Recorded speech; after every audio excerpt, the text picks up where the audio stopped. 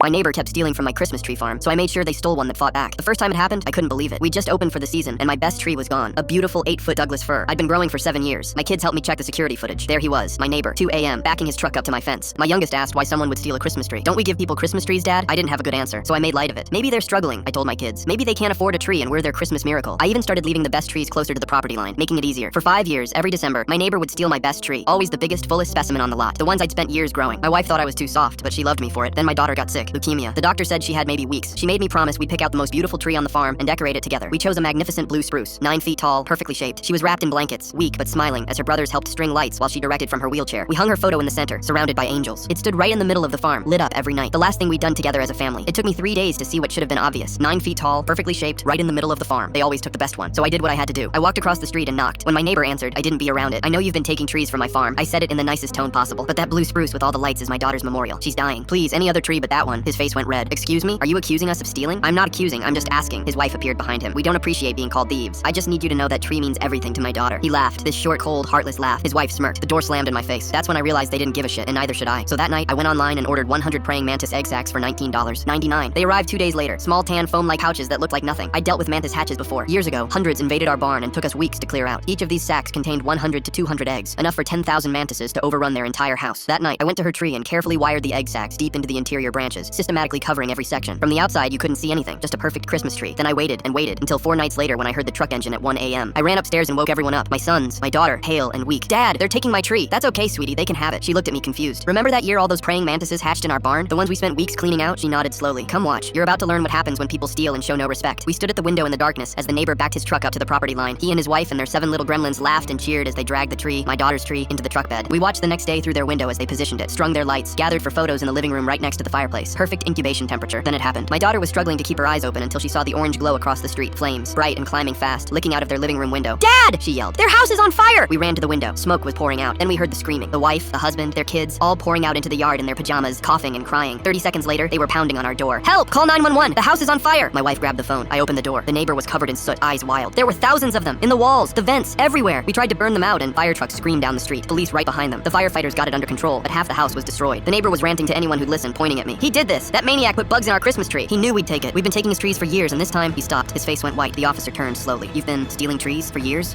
No, that's not. I pulled out my phone showing 5 years of him stealing my best trees, including the video of him and his wife laughing as they dragged away my daughter's memorial. The officer watched in silence. The tree he stole, did you know it had insects? I just smiled. Officer, praying mantis egg sacs are native here. He stole it from my farm. How would I know? My daughter was next to me on the porch, watching it all. She looked at me and smiled, really smiled. Daddy, are the praying mantises gonna get in trouble? Nope, can't arrest a bug. She started laughing. My daughter passed away 2 weeks later, but she couldn't stop talking about how the praying mantises set the thieves' house on fire.